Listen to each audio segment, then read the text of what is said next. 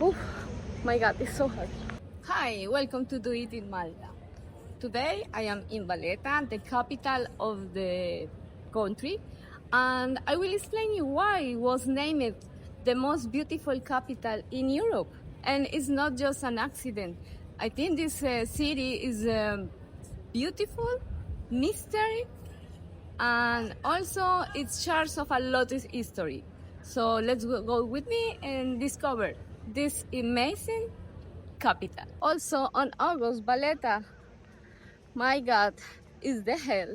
But I will show you empty places, hidden gems in Valletta where you can enjoy the vibe, the really the soul of the capital. This is the Triton Fontaine, the most famous fontaine in Malta, and have a very nice history behind. Right now they are cleaning, it's not working, but just for today. But if you come any day, it's working. It features three large bronze figures representing tritons, mythical creatures connected with the sea. Designed and built between 1952 and 1959 by Maltese artists Vincent Apap and Victor Anastasi, the fountain became operational in 1959.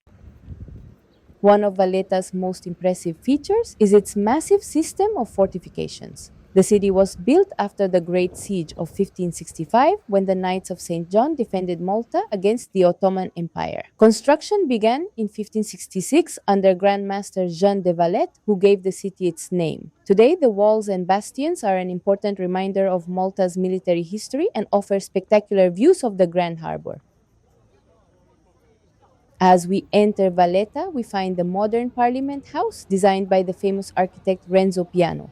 Its contemporary design combines modern architecture with traditional Maltese limestone. Next to Parliament are the remains of the Royal Opera House. Originally built in the 19th century, it was badly damaged during the Second World War. Today, its ruins have been incorporated into an open air theater called the Royal Theater, where performances take place. It is a fascinating example of how Valletta combines history with contemporary culture. Churches are an essential part of Valletta's identity. Walking through Valletta, you will find churches and chapels almost everywhere. Another symbol of Valletta is the traditional Maltese balcony, known as a galleria. These enclosed wooden balconies can be seen throughout the city, often in bright colors. They were both decorative and practical, providing shade and allowing residents to look out onto the streets. Today, they give Valletta its unique and colorful character. Valletta is also a lively commercial center. Republic Street is the main shopping street, with shops, cafes, restaurants, and international brands.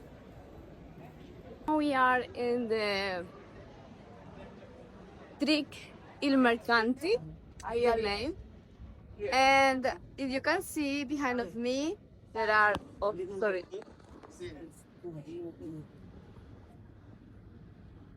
too many restaurants on the street. And you find a lot of places to eat outside or inside. What do you prefer? But you will check, you will see. It's so crowded. We today is Friday and it's midday, so you will see this is so very crowded place. But at the same time, you have a lot of options for food, drinks, and desserts.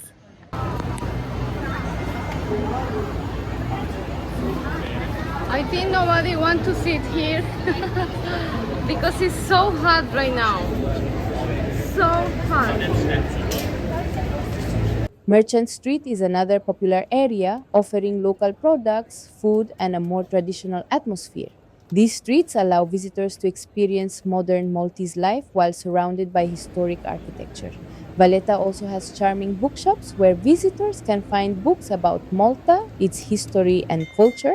As we explore the narrow streets, we can also discover traditional stone arches and passages that create some of the city's most beautiful views. Together with the balconies and limestone buildings, these architectural details make walking through Valletta a unique experience. This is the fachada of the most beautiful church in the world.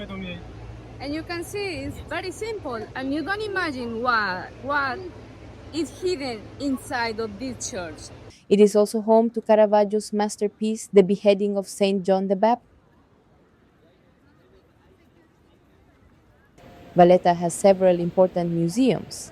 The National Archaeology Museum presents Malta's ancient history and prehistoric heritage. The Muja Museum focuses on Malta's artistic and cultural heritage, while the National War Museum at Fort St. Elmo explores the island's military history.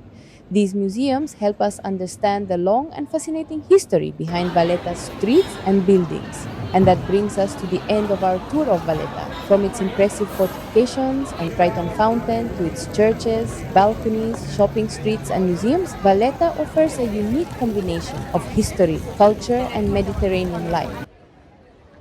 I think right now Valletta is in 35 degrees. It's so hot. You need to drink water, you need to bring one fan, cup, and hat because it's so hot. Could be dangerous. So, and also so cold. But Valletta can be really very nice far away of these places, the commercial places. So I will show you other options you can visit here in Valletta. And maybe you will discover the real city, the real capital. When you arrive at the entrance to Valletta, you'll find these stairs on your left. Once you go up, continue straight along the street until you reach the entrance to Gnean Hastings. This park is rarely visited by tourists or even locals, and at this time of year, its tree shade is especially appreciated. Take a walk around the park and enjoy the views it offers. So you have this place, good music, very empty, how you can see, very fresh. And after this place, you can walk and the magic will appear. Look. And this is Valletta. And this is also Valletta.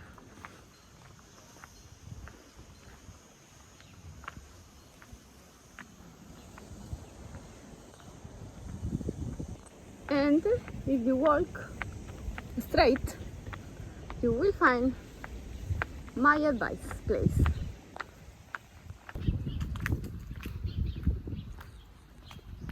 Can you listen? The silence. Can you see? The green, the can. And this is the secret spot. I promise you a good place in Valletta, empty, no people, no tourists, and with this amazing view. It's Not also much one of the people best know this spots to place. get amazing photos of Malta without having to deal with people constantly walking That into your is shots. Manuel Island.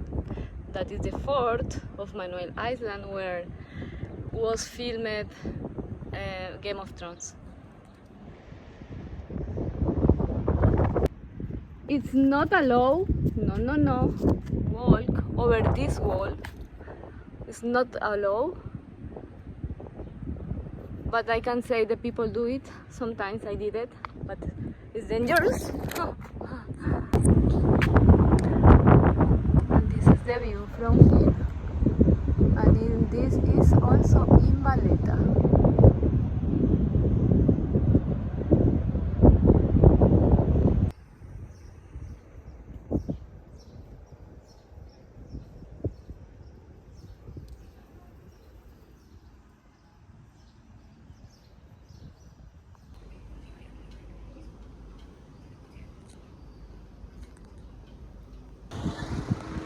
This is the best spot to take a photo with the cathedral, but you need a professional camera. From this point, it's really good. The city is small enough to explore on foot, but every street has a story to tell. So when you visit Malta, take your time, explore its narrow streets, admire its architecture, and enjoy the views of the Grand Harbor. Valletta is more than just Malta's capital. It is a living monument to the island's history. Thank you for watching, subscribe, share, and see you in the next video.